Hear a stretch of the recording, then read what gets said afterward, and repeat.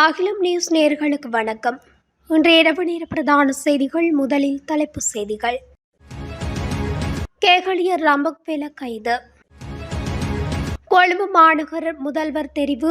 ஐக்கிய மக்கள் சக்தியின் நிலைப்பாடு. நடுவீதியில் இடைமறிக்கப்பட்ட ஸ்ரீதரன் எம்பி காவல்துறையின் அடாவடி. மக்களே அவதானம், விடுக்கப்பட்டுள்ள சிவப்பு எச்சரிக்கை. முல்லைத்தீவில் மின்னல் தாக்கி குடும்பஸ்தர் உயிரிழப்பு. யாழ் கடற்பரப்பில் பெருமளவான கஞ்சாவுடன் மூவர் கைது. திருடுவதற்காக தேவாலயத்துக்குள் நுழைந்தவர் சடலமாக மீட்பு.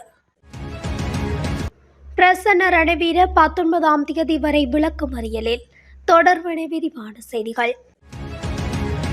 முன்னாள் சுகாதார அமைச்சர் கேகலியர் ரம்பக்வெல கைது செய்யப்பட்டுள்ளதாக தகவல் வெளியாகியுள்ளது. லஞ்சம் மற்றும் ஊழல் ஒழிப்பு ஆணைக்குழுவினால் அவர் கைது செய்யப்பட்டுள்ளதாக தெரிவிக்கப்படுகின்றது. வாக்குமூலம் ஒன்றை வழங்குவதற்காக அவர் இன்று குறித்த ஆணைக்குழுவில் முன்னிலையாகியிருந்த நிலையில் கைது செய்யப்பட்டதாக குறிப்பிடப்படுகிறது. இந்த நிலையில் முன்னாள் அமைச்சர் கொழும்பு தலைமை நீதவான் நீதிமன்றத்தில் முன்னிலைப்படுத்தப்படுவார் என எதிர்பார்க்கப்படுகிறது. இதேவேளை தரமற்ற இம்யூனோகுளோபுலின் தடுப்பூசிகளை இறக்குமதி செய்ததாக கூறப்படும் குற்றச்சாட்டு தொடர்பாக கேகலியர் ரம்பக்வெல 7 மாதங்கள் விளக்கமறியலில் வைக்கப்பட்டிருந்தார். அதன் பிறகு அவருக்கு பிணை வழங்கப்பட்டது.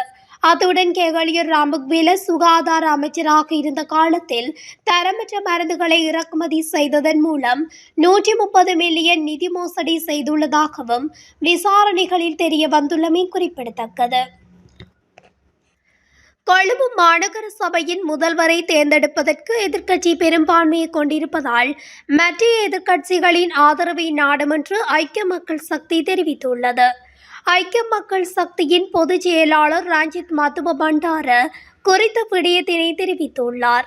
கொழும்பு மாநகர சபையில் தேசிய மக்கள் சக்தி அதிக இடங்களை வென்ற போதிலும் எதிர்க்கட்சிகளே பெரும்பான்மையை கொண்டுள்ளதாக அவர் மேலும் குறிப்பிட்டுள்ளார். உள்ளூராட்சி மன்ற தேர்தலில் தேசிய மக்கள் சக்தி அதிக எண்ணிக்கையிலான இடங்களை வென்ற போதிலும் கொழும்பு மாநகர சபையில் எதிர்க்கட்சிகள் பெரும்பான்மையை கொண்டுள்ளன. அந்த வகையில் தேசிய மக்கள் சக்தி கொழும்பு மாநகர சபையில் அதிக வாக்குகளை பெற்று மொத்தம் 48 இடங்களை வென்றது.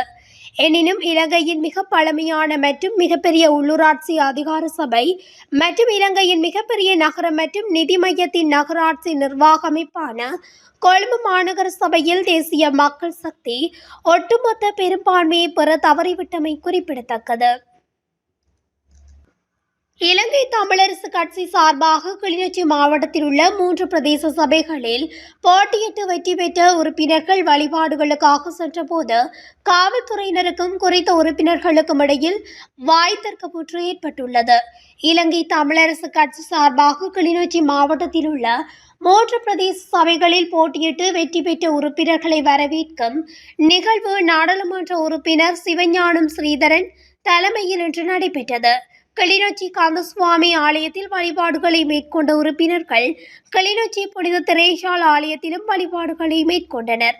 வழிபாடுகளுக்காக உறுப்பினர்கள் சென்றபோது காவல்துறையினர் பேரணிகளை நடத்த முடியாது என தெரிவித்ததில் சற்று பதற்ற நிலை ஏற்பட்டதை அடுத்து நாடாளுமன்ற உறுப்பினர் சிவஞானம் ஸ்ரீதரன் காவல்துறையினருடன் பேசியதில் நிலைமை சுமூகமானது. இதையடுத்து தேர்தல் வெற்றி தொடர்பாக ஸ்ரீதரன் ஊடகங்களுக்கு கருத்து தெரிவிக்கையில் தமிழ் தேசிய இருப்புக்காக கிளிநொச்சி மக்கள் மிகப்பெரிய ஆணையை எமக்கு வழங்கியுள்ளனர். தூய கரங்களோடு தூய நோக்க சிந்தனையோடு அறத்தின் வழி கௌரவமான அரசியலை எமது மக்களுக்கு வழங்குவோம்.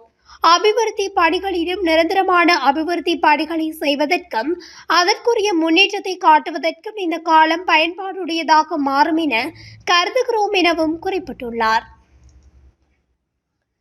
நாட்டில் சில பகுதிகளுக்கு சிவப்பு மின்னல் அபாய எச்சரிக்கை விடுக்கப்பட்டுள்ளதாக வளிமண்டலவியல் திணைக்களம் தெரிவித்துள்ளது. வளிமண்டலவியல் திணைக்களம் இன்று வெளியிட்டுள்ள அறிக்கையில் குறித்த விடயம் தெரிவிக்கப்பட்டுள்ளது. அதன்படி மேல் சபரகமுவ, மத்திய, ஊவா, தென் மற்றும் கிழக்கு மாகாணங்களுக்கும் புலனறுவை மாவட்டத்திற்கும் சிவப்பு மின்னல் அபாய எச்சரிக்கை விடுக்கப்பட்டுள்ளது. இந்த எச்சரிக்கை இன்று இரவு 11:30 மணி வரை நடைமுறையில் இருக்கும் என வளிமண்டலவியல் திணைக்களம் தெரிவித்துள்ளது. இதேவேளை நாட்டின் பல பகுதிகளில் 75 மில்லிமீட்டரிலும் அதிகரித்த மழை வீழ்ச்சி பதிவாகும் சாத்தியம் காணப்படுவதாக தெரிவிக்கப்பட்டுள்ளது. இடியுடன் கூடிய மழை, பலத்த காற்று மற்றும் மின்னல் தாக்கங்களினால் ஏற்படக்கூடிய ஆபத்துகள் தொடர்பில் பொதுமக்கள் அவதானத்துடன் செயற்படுமாறு கேட்டுக் கொள்ளப்பட்டுள்ளனர். முல்லைத்தீவில் வயலில் வேலை செய்து கொண்டிருந்த குடும்பஸ்தர் ஒருவர் மின்னல் தாக்கத்துக்கு இலக்காகி உயிரிழந்த சம்பவம் இடம்பெற்றுள்ளது. தற்போது சீரற்ற காலநிலை நிலவி வரும் நிலையில் இன்றைய தினம் புதுக்குடியிருப்பு கள்ளியடி வயலில் வேலை செய்து கொண்டிருந்த குடும்பஸ்தர் ஒருவர் மீது மின்னல் தாக்கி உயிரிழந்துள்ளார். சம்பவத்தில் அருமை நாயக்கம் யசோதரன் எனும் 42 வயது மதிக்கத்தக்க குடும்பஸ்தரே உயிரிழந்துள்ளார். குடும்பஸ்தரின் சடலம் தற்போது புதுக்குடியிருப்பு பிரதேச ஆதார வைத்தியசாலையில் வைக்கப்பட்டுள்ளதுடன் மேலதிக விசாரணைகள் இடம்பெறுகின்றது. இந்தியாவிலிருந்து கடல் மார்க்கமாக யாழ்ப்பாணத்துக்கு பெருமளவான கஞ்சாவினை கடத்தி வந்த 3 கடற்படையினரால் கைது செய்யப்பட்டுள்ளனர். குறித்த கைது நடவடிக்கையானது நேற்று எழுவைத்தீவு கடற்பரப்பில் மேற்கொள்ளப்பட்டுள்ளது. சம்பவத்தில் பேசாலை பகுதியைச் சேர்ந்த ஒருவரும் குருநகர் பகுதியைச் சேர்ந்த 2 கைது செய்யப்பட்டுள்ளனர். மேலும் கைது செய்யப்பட்ட சந்தேக நபர்களிடமிருந்து 323.35 கிலோ கேரள கஞ்சா மீட்கப்பட்டுள்ளது. குறித்த நபர்களிடம் விசாரணைகளை மேற்கொண்ட பின்னர் போலீசாரிடம் ஒப்படைப்பதற்கான நடவடிக்கை எடுத்துள்ளதாகவும் போலீசார் மேலும் தெரிவித்துள்ளனர்.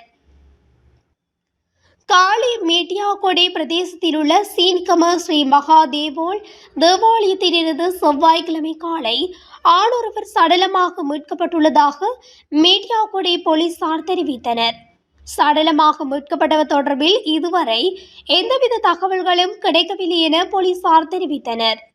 இவர் தேவாலயத்தில் உள்ள சிலையொன்றில் பொருத்தப்பட்டிருந்த விலை மதிப்பற்ற ரத்தினத்தை திருடுவதற்காக தேவாலயத்துக்குள் நுழைந்திருந்த போது ஏதேனும் ஒரு காரணத்தினால் உயிரிழந்திருக்கலாம் என போலீசார் சந்தேகம் வெளியிட்டுள்ளனர். தேவாலயத்தின் ஒரு ஜன்னல் உடைக்கப்பட்டுள்ளதாகவும் போலீசார் தெரிவித்தனர். இது தொடர்பான மேலதிக விசாரணைகளை போலீசார் மேற்கொண்டு வருகின்றதாகவும் தெரிவிக்கப்படுகின்றது. முன்னாள் ராஜாங்க அமைச்சர் பிரசன்ன ரணவீர எதிர்வரும் 19ஆம் தேதி வரை விளக்கமறியலில் வைக்கப்பட்டுள்ளார். போலி ஆவணங்களை தயாரித்து கிரிபத்கொடை பிரதேசத்தில் உள்ள அரசு காணியொன்றை விற்பனை செய்த சம்பவம் தொடர்பில் பிரசன்ன ரணவீரவை கைது செய்ய திறந்த பிடியாணை பிறப்பிக்கப்பட்டிருந்தது. இந்நிலையில் பிரசன்ன ரணவீர இன்று காலை மகர நீதவான் நீதிமன்றத்தில் சரணடைந்திருந்த நிலையிலேயே நீதவான் மேற்படி உத்தரவை பிறப்பித்துள்ளார். இந்த வகையில் முன்னாள் ராஜாங்க அமைச்சர் பிரசன்ன ரணவீர எதிர்வரும் 19ஆம் தேதி வரை விளக்கமறியலில் வைக்கப்படுமாறு நீதவான் மேற்படி உத்தரவு பிறப்பித்துள்ளார். இத்துடன் அகிலம் நியூஸின் இன்று இரவு நேர பிரதான செய்திகள் நிறைவடைகின்றன. தொடர்ச்சியாக செய்திகளை அறிந்து கொள்ள அகிலம் நியூஸ் ஊடகத்துடன் இணைந்திருங்கள். நன்றி, வணக்கம். அகிலம் மாற்றத்திற்கான மக்கள் குரல்.